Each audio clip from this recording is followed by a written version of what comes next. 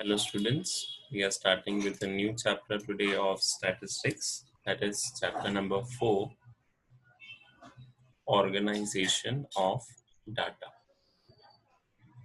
Now what is organization? देखो वहाँ पे आपको इटैलिक्स में और एक ऑरेंज में डेफिनेशन दी हुई है ऑर्गेनाइजेशन ऑफ डाटा की. Okay, so organization of data refers to arrangement of figures in such a form that comparison of the mass of similar data may be facilitated and further analysis may be possible. मतलब आप क्या कर रहे हो, data को उसके characteristics के हिसाब से अरेंज कर रहे हो. What you are doing, you are organising data according to the comparison of similar data. मतलब ऐसे मैंने बोला ना कि 11th साइंस वाला एक ग्रुप बन गया, 11th कॉमर्स वाला एक ग्रुप बन गया, फिर सपोज मैंने 11th आर्ट्स का एक ग्रुप बना दिया. सो अब मैं क्या कर रहा हूँ, जो बच्चे अभी 10th से 11th में आए हैं उनको ऑर्गेनाइज कर रहा हूँ on the basis of their subject chosen. तो जो उन्होंने सिमिलैरिटी थी कि भैया साइंस वाले बच्चे थे तो उनको साइंस सेक्शन में रख दिया, कॉमर्स वाले बच्चे थे तो उनको कॉमर्स में रख दिया, आर्ट्स वाले बच्चे थे तो उनको आर्ट्स में रख दिया. So this is what, this is known as organisation of data. Definition समझ में आ गई बेटा? Yes sir. ओके, फिर देखो नीचे एक और डेफिनेशन तुमको दी हुई है, दैट इज क्लासिफिकेशन. दिख रहा है क्लासिफिकेशन? Yes sir. अब क्लासिफिकेशन और ऑर्गेनाइजेशन में क्या डिफरेंस है? एज सच कोई डिफरेंस नहीं है. ऑर्गेनाइजेशन भी वही काम कर रहा है, क्लासिफाई कर रहा है, और क्लासिफिकेशन तो वर्ड ही है कि you are making what, you are making classes on the basis of some characteristics. जैसे आज अगर मैंने बोला कि मैं 11th क्लास बना रहा हूँ या मैं 12th क्लास बना रहा हूँ, तो मैंने भैया कॉमन कैरेक्टरिस्टिक्स देखा और उसके हिसाब से क्लासेस बनाई. इसमें देखो लिखा भी हुआ है, classification is the process of arranging things. देखो नीचे कॉर्नर की डेफिनेशन दी हुई है. तो classification is the process of arranging things in groups or classes according to their resemblance and affiliations and gives expression to the unity of the attribute that may exist amongst a diversity of individual. मतलब जब भी आप classify कर रहे हो तो you are making classes on the basis of what, on the basis of some common characteristics. तो जाके आप क्या कर रहे हो, डाटा क्लासिफाई कर रहे हो. देखो इसमें लिखा हुआ है, data are divided into different groups. कैसे डिफरेंट ग्रुप्स में डिवाइड कर रहे हैं? Suppose I am dividing persons on the basis of educated and uneducated. तो मैं यहाँ पे क्या कर रहा हूँ, मैं यहाँ पे दो क्लास बना दी मैंने कि भैया एक जो क्लास होगी उसमें एजुकेटेड बैठेंगे, एक जो क्लास होगी उसमें uneducated. So I am making classes on the basis of the characteristics they are having. जो उनके पास कैरेक्टरिस्टिक्स होंगे उसके अकॉर्डिंग उनकी क्लास बनेगी. अगर वो एजुकेटेड होगा तो वो एजुकेटेड क्लास में जाएगा, अगर वो अनएजुकेटेड होगा तो वो अनएजुकेटेड क्लास में जाएगा. Clear? So second point, datas are grouped or classified on the basis of their class similarities. मैंने वही बोला कि हम जब डाटा को ग्रुप क्लासिफाई करेंगे, so we are classifying on the basis of similarity which they have. आ रही बात समझ में? Yes sir sir. एक डाउट था. हाँ बेटा बोलो. सर ऑर्गेनाइजेशन और क्लासिफिकेशन का कभी डिफरेंस आ गया तो क्या लिखना चाहिए? कोई क्लासिक डिफरेंस नहीं है. सी ऑर्गेनाइजेशन के अंदर आप क्लासिफाई करोगे ही करोगे. Organisation is a larger term, classification उसका पोर्शन ही है. आज अगर मुझे डाटा ऑर्गेनाइज करने के लिए बोला जाए तो मैं पहले क्लासेस ही तो बनाऊंगा ना. सपोज देखो आज ये टास्क दिया जाए कि भैया तुम ये अपनी जो क्लास है उसको बाइफरकेट करो तीन में. पहला टॉपर, फिर तीसरा एवरेज, और थर्ड फिर आप ले लो बिलो द एवरेज. अब उस क्लास को मैं क्लासिफाई कर रहा हूँ इन तीन कैटेगरीज में, इन तीन क्लासेस में. तो जो कॉमन कैरेक्टरिस्टिक्स होगा वो क्लासिफाई होगा ना. पहला कि जो टॉपर वाले बंदे हैं उनको अपन टॉपर में रख दिया, जो एवरेज वाले बंदे हैं उनको एवरेज में रख दिया, जो बिलो द एवरेज वाले हैं उनको बिलो द एवरेज में रख दिया.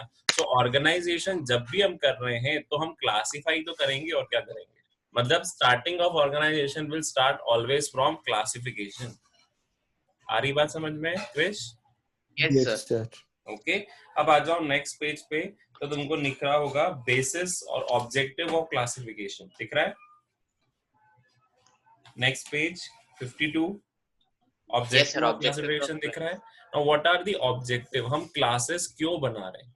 क्या ऑब्जेक्टिव है कि हमें क्लासेस बनानी है? सबसे पहला देखो क्या लिखा है कि इससे डाटा क्या हो जाएगा, सिंप्लीफाई। क्योंकि अगर आप मर्ज अप करके रखो, मान लो जैसे अभी 10th में 80 बच्चे थे, अब 10th के 80 बच्चे पूरे क्लियर हो गया, क्या 80 के 80 बच्चे कॉमर्स में जाएंगे? क्या 80 के 80 बच्चे साइंस में जाएंगे? क्या नहीं, I have to no, make sir. Different classes according to the subjects they have chosen. Okay, तो डाटा सिंप्लीफाई करने के लिए I have to make classes, I have to do classification. Second क्या बोला उसमें ऑब्जेक्टिव, यूटिलिटी। अगर आप classify नहीं करोगे तो वो डाटा यूजफुल भी नहीं होगा। थर्ड क्या बोला उन्होंने, डिस्टिंक्टिवनेस। डिस्टिंक्टिवनेस का मतलब क्या होता है? What is the meaning of distinctiveness? बताओ, उसमें रीड करो एक बार अरमान। Classification renders obvious differences among the data more distinctly. तो उनको बताएगा कि ये दो जो आपकी क्लासेस हैं ये दोनों अलग अलग हैं। डिस्टिंक्टिंग का मतलब क्या होता है? डिफरेंस करना। आज अगर मैंने 11th साइंस बनाया है और 11th कॉमर्स बनाया है, तो 11th साइंस में कोई पर्सन ऐसा नहीं है जो कॉमर्स में घुस जाए, और 11th कॉमर्स में ऐसा कोई पर्सन नहीं है जो साइंस में घुस जाए, क्योंकि ये दोनों क्लासेस क्या है, डिस्टिंक्टिव फीचर्स की क्लासेस हैं। फिर क्या बोला फोर्थ, Compatibility. कंपैरेटिवली, मतलब आपकी कंपैरेबिलिटी बढ़ जाएगी। हम उसको कंपेयर कर सकते हैं कि कितने बच्चे साइंस में गए, कितने बच्चे आपके कॉमर्स में गए, कितने बच्चे आपके आर्ट्स में गए। फिर नेक्स्ट इज साइंटिफिक अरेंजमेंट। मैंने एक Scientific. अरेंजमेंट, एक प्रोसेस फॉलो करा है कि भैया जिन जिन ने फॉर्म साइंस का भरा है तो वो साइंस में गए, जिन जिन ने फॉर्म कॉमर्स का भरा है तो वो कॉमर्स के अंदर जाएंगे। So I have make the classes on the basis of scientific arrangement. फिर सिक्स क्या बोल रहा है आपका, Attractive and attractive effective. And effective. ये सबसे इफिशिएंट होगा। क्यों इफिशिएंट होगा, क्यों इफेक्टिव होगा? क्योंकि आप डाटा जब भी ऑर्गेनाइज कर रहे हो बेटा, तो you are doing on the basis of some similarity. तो आप जब देखो 80 के ग्रुप में मैंने यहाँ पे 20 कर दिया, यहाँ 20 कर दिया और यहाँ 40 कर दिया, तो ये डाटा जब क्लासीफाई हो जाएंगी तो you will be able to understand, कि आपको क्लियर अंडरस्टैंडिंग मिलेगी कि मेरे 20 बच्चे साइंस के हैं, 20 बच्चे सपोज आर्ट्स के हैं और 40 बच्चे मेरे कॉमर्स के हैं। So your data will be more attractive and effective. Clear? Yes, sir.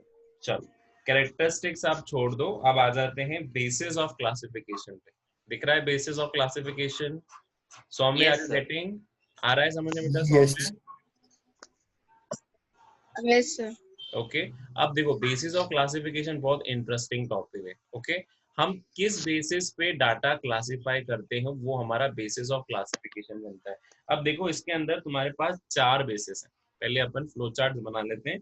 पहला बेसिस है geographical. What is my first basis?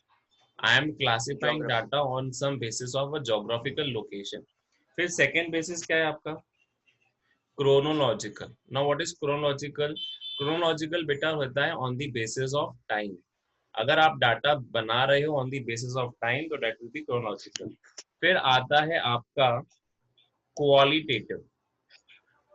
Okay, qualitative का मतलब क्या होता है बेटा? Qualitative is on the basis of some quality. और लास्ट में आपका आता है क्वांटिटेटिव। क्या आता है लास्ट में? Quantitative. Quantitative classification.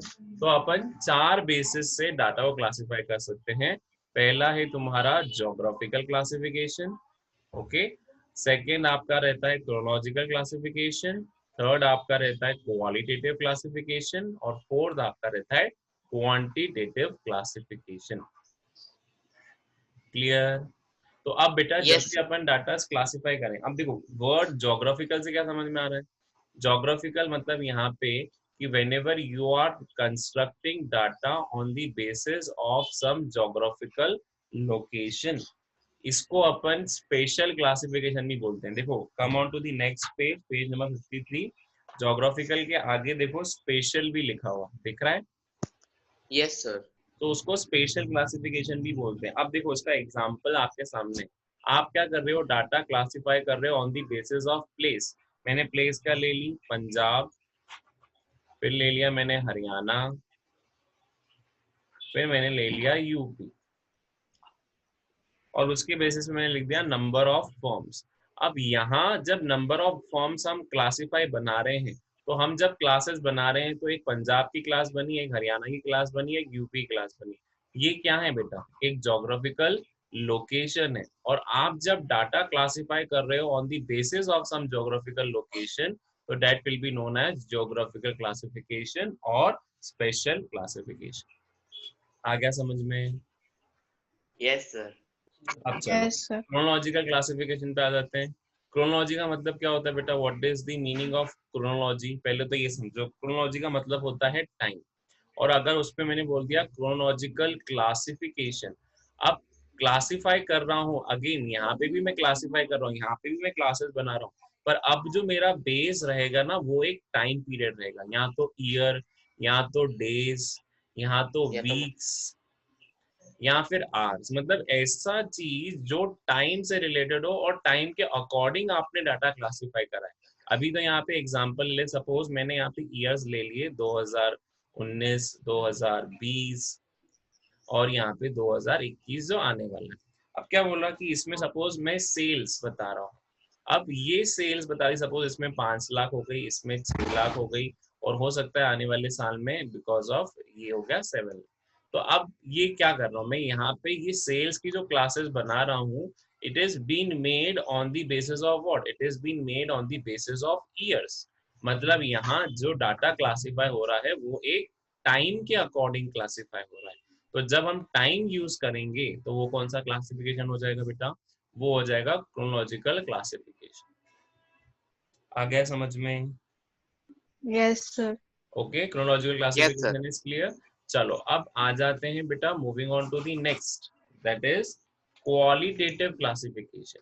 अब क्वालिटेटिव क्लासिफिकेशन के अंदर बेटा उसमें दो बोले, एक बोला आपका सिंपल क्लासिफिकेशन होता है और एक होता है मैनीफोल्ड। अब ये क्या चीज हुआ, what is simple and what is manifold classification? क्या होता है बताओ, सिंपल क्लासिफिकेशन का मतलब क्या होगा? सर क्वालिटी देखना। सिंपल, अच्छा क्वालिटी देखना है, पर अगर अपन सिर्फ एक ही क्वालिटी देखेंगे, see simple classification will focus only on one characteristics of population. जैसे अगर मैंने यहाँ पे बाइफरकेट कर लिया कि मेरी क्लास में कितने बॉयज और कितने गर्ल्स हैं, तो यहाँ पे मैंने सिंगल क्वालिटी देखी, that what is the particularly number of boys and number of girls, तो एक ही कैरेक्टरिस्टिक्स करा। पर मैनीफोल्ड क्लासिफिकेशन में देखो क्या होता है, अब मैं बॉयज और गर्ल्स का तो क्लासिफाई कर चुका है, दैट इज सिंपल, पर फिर मैंने यहाँ पे ये करा आगे जाके क्लासिफाई कि who are toppers and who are below average. अब ये मैंने और क्लासेस बना दी कि भैया जो बॉय टॉपर है वो चाहिए, और जो बॉय बिलो एवरेज है वो भी चाहिए, जो गर्ल्स टॉपर है वो भी चाहिए, और जो गर्ल्स बिलो एवरेज है वो भी चाहिए। तो अब जो आगे क्लासिफाई कर रहा हूँ बेटा, that will be what, that will B manifold qualitative classification. अगर आप एक ही कैरेक्टरिस्टिक्स फोकस होते तो वो क्या हो जाता, सिंपल क्लासिफिकेशन। देखो यहाँ पे एग्जांपल भी दिया हुआ है, आगे जाके आपके एक टेबल भी दिया हुआ है, दिख रहा है टेबल, पेज नंबर 54 पे आ जाओ। यस 54 पे एक ऊपर शॉर्ट आपके पास दिया हुआ है, पहला है स्किल्ड और अनस्किल्ड। अगर मैं स्किल्ड और अनस्किल्ड पे ही रुक जाता तो ये कौन सा क्लासिफिकेशन होता? सिंपल। सिंपल, क्योंकि मैंने एक ही यहाँ पे कैरेक्टरिस्टिक देखा कि कोई स्किल्ड है या अनस्किल्ड है, फिर मैंने वापस एक और क्लासिफिकेशन कर लिया कि स्किल्ड में कौन लिटरेट है और कौन इलिटरेट है। फिर यहाँ सर पे भी मैनीफोल्ड। अनस्किल्ड में भी देखा मैंने कि कौन लिटरेट है और कौन इलिटरेट है। अब क्या हो जाएगा ये? Sir manifold. मैनीफोल्ड। फिर वापस देखो लिटरेट के बाद भी इसने एक और आगे क्लासिफिकेशन कर दिया कि इसमें से कौन रूरल में है और कौन अर्बन में। फिर इलिटरेट में भी इन्होंने ऐसा कर दिया कि कौन रूरल में है और कौन अर्बन में। ऐसा लगता है ना जब अपन पेजेस को फोल्ड करते जाते हैं तो उसके अंदर फोल्ड बनते जाते हैं, कभी देखा है? जब तुम पेज को फोल्ड करते जाओगे तो आगे और मैनी फोल्ड का मतलब ही यही है कि पहले अपन इस तक पहुंचे, फिर उसके बाद स्किल्ड के बाद लिटरेट तक पहुंचे, फिर लिटरेट के बाद रूरल तक पहुंचे, फिर यहीं लिटरेट के बाद अर्बन तक पहुंचे, ऐसा। So if you are going for more than one characteristics, तो यहाँ पे क्या हो जाएगा बेटा, that will be consider as manifold classification. Clear हुआ? Yes sir. और सिंपल क्लासिफिकेशन क्लियर Yes, हुआ? sir. चलो क्रिश, क्लियर हो रहा है? सर एक डाउट था हाँ बेटा बोलो। सर, मतलब किसी भी काम में अनस्किल्ड कोई भी जना क्यों यूज होगा? अरे यूज नहीं, ये तो यहाँ पे से बेटा क्वालिटी क्लासिफाई करने के लिए बोल रहा हूँ। सी स्किल्ड, ऐसा नहीं कि अनस्किल्ड लेबर कभी यूज नहीं होता है। स्किल्ड लेबर प्रोफेशनल होता है, जैसे इंजीनियर है वो स्किल्ड है। अब जो इंजीनियर के नीचे काम करेगा तो उसको तो मुझे काम के लिए कुछ ना कुछ अनस्किल्ड लेबर भी तो लगता है।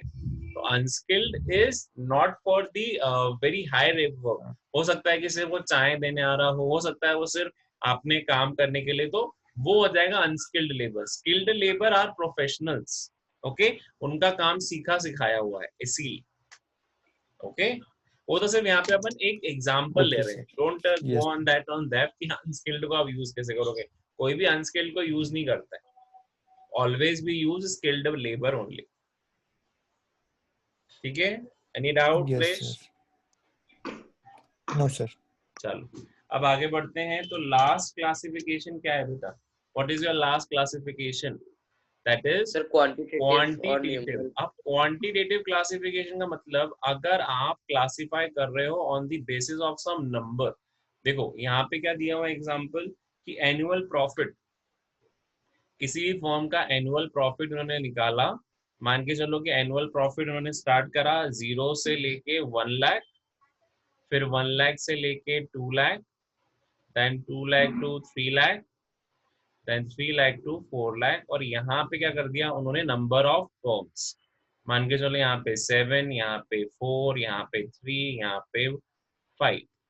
तो यहाँ क्या कर रहा हूँ, यहाँ मैं अगेन फॉर्म्स को क्लासिफाई कर रहा हूँ, पर उनका बेस क्या है क्लासिफिकेशन का? उनका बेस एक न्यूमेरिकल नंबर है।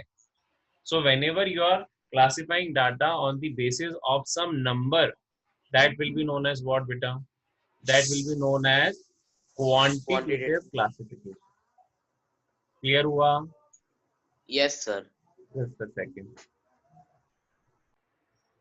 So we have understood what are the classification bases. अपन ने 4 bases समझ लिए। First was geographical, second was your chronological, third was qualitative and fourth was quantitative. अब आ जाते हैं नया concept बेटा, that is variable. वेरिएबल का मतलब क्या होता है? चलो इस वर्ड को पहले तोड़ो। वेरिएबल मतलब वो चीज जो चेंज हो। मतलब देखो वेरिएबल का मतलब भी होता है जो वेरी करे। अगर जो चीज चेंज हो रही है तो उसको हम क्या मानेंगे? That will be consider as a variable. अब सिंपली यहाँ पे देखो एक कॉन्सेप्ट भी दिया हुआ है, डेफिनेशन दी हुई है। अ कैरेक्टरिस्टिक्स और phenomena which is capable of being measured and changes its value over a time। मतलब ऐसी चीज जिसको आप पहले मेजर कर सको और वो फिर चेंज होने के लिए कैपेबल भी हो। जैसे सिंपल एग्जांपल वेट। वेट क्या वेरिएबल है क्या? Tell me. No yes sir. Sir. क्यों नहीं? उसको मेजर नहीं कर सकता क्या क्रिश? तू यस सर बोल। मेजर भी कर सकता है और वो चेंज भी होता है। ऐसा नहीं कि हमारा वेट हमेशा कांस्टेंट ही रहे। So weight is yes also a variable कि नहीं है? बताओ। Yes yes sir. Okay, simple example ले लिया। अब देखो बेटा वेरिएबल को भी अपन क्लासिफाई कर सकते हैं। Variable can be classified into 2 types. Okay, this will be the last session और वेरिएबल खत्म करके we will be continuing. So variable can be classified into 2 types. First is discrete variable and second is continuous variable. Now what is discrete and what is continuous? But a discrete variable जो होता है ना, that variable will change in whole numbers। मतलब वो complete number में jump करेगा। जैसे 1, जैसे 2, जैसे 3। जैसे अगर तुमको बोला जाए tell me the number of students in the class, तो वो कंप्लीट नंबर होगा कि फ्रैक्शनल नंबर होगा? Sir complete. कंप्लीट नंबर होगा कि भैया ये हो गया आपके number of students.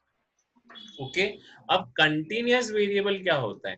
Continuous variables वो वेरिएबल होता है जिसको आप मेजर कर सकते हो फ्रैक्शंस में भी, मतलब उनकी कुछ ना कुछ फ्रैक्शनल वैल्यू भी आ सकती है। जैसे यहाँ पे बोला जाए, सपोज आपकी हाइट, अब मैंने बोला कि मेरी जो हाइट है वो 5 फुट 6 इंच है, तो यहाँ आप क्या कर रहे हो, ये तो मेरा एक फुल वेरिएबल है, लेकिन 6 इंच जो दिया हुआ है वो एक फ्रैक्शनल वैल्यू दे दी मैंने उसके साइड, तो ये क्या हो जाएगा, कंटिन्यूअस वेरिएबल। ओके, तो डिस्क्रीट वेरिएबल का मतलब क्या होगा बेटा? अगेन डिस्क्रीट क्या होगा यहाँ पे? Discrete are those variables which will always increase in complete numbers. Okay, उसको आप आधा अधूरा चेंज नहीं कर सकते। ऐसा नहीं बोल सकता कि भैया आज क्लास में 3.5 बच्चे आए, नहीं, मैं बोलूंगा यहाँ तो 3 आए, यहाँ तो 4 बच्चे आए। फिर यहाँ बोलूंगा कंटिन्यूअस वेरिएबल में, भैया यहाँ तो इसकी हाइट, तो it will increase in fractional. हो सकता है कल इसकी हाइट आज 5 फुट 6 इंच है, 2 महीने बाद वापस मेजर करी तो 5 फुट 8 इंच हो गई, तो 2 इंच बढ़ गई। सो ये क्या इंक्रीज होगा? This will increase in fractional values. ये कभी कंप्लीट नंबर में इंक्रीज नहीं होते इतनी जल्दी। गेटिंग वेरिएबल का मतलब क्या हुआ? Yes sir. फिर देखो नीचे एक चीज दी हुई है, difference between variable and attribute. What is this difference between variable and attribute? देखो, वेरिएबल एक ऐसी चीज है जिसको आप नंबर में मेजर कर सकते हो। Attribute are a quality of person. Attributes को आप कभी नंबर में मेजर नहीं कर सकते। अब मैं तुम्हारी ऑनेस्टी को नंबर में मेजर कर सकता हूँ क्या? No sir. क्या ऑनेस्टी नंबर में मेजर हो पाएगी? नहीं। नो क्या सर। तुम्हारे पर्टिकुलरली टेक द एग्जांपल, यहाँ पे एट्रीब्यूट्स के अलावा और भी चीज दी हुई है, क्या तुम्हारा आईक्यू लेवल अपन नंबर में मेजर कर सकते हैं क्या? IQ is No, also a sir. Attribute. So जो चीज नंबर में मेजर पर नहीं सर की जा उसको सकती, मेजर तो करते हैं ना। हाँ मेजर करते हैं, पर एक्चुअली में बेटा पॉसिबल नहीं। वो तो अपन एज अ मेजरमेंट करने के लिए तो अपन को लेना ही पड़ता है कुछ फैक्टर, बट एक्चुअली आईक्यू को भी नंबर इसमें मेजर नहीं किया जा सकता। इसमें देखो एग्जांपल दिया हुआ है, you can see for example average height of student in a class is to be this, तो वो क्या हो जाएगा, variable. But qualitative changes like IQ level of student is a attribute, वो उसका क्वालिटी है, वो उसके एट्रीब्यूट है। ऑनेस्टी उसकी एट्रीब्यूट है, इंटीग्रिटी उसकी एट्रीब्यूट्स है। तो क्वालिटीज को आप कभी भी नंबर में मेजर नहीं कर सकते, इसीलिए उनको क्या बोला जाता है, एट्रीब्यूट। और अच्छा। वेरिएबल्स को आप नंबर में मेजर कर सकते हो, इसीलिए उनको बोला जाता है दैट आर न्यूमेरिकल फिगर्स और क्वांटिटेटिव फिगर्स, और ये क्या हो जाएगा आपका क्वालिटेटिव फिगर्स। क्लियर हुआ? Yes sir. चलो, so we are Yes, sir. ending today's session on this note. Thank you students for listening today's lecture. Do subscribe the channel for further videos on economics, statistics, macro and Indian economy. Do hit the like button if you like the video, and do share it with others if you find it very informative.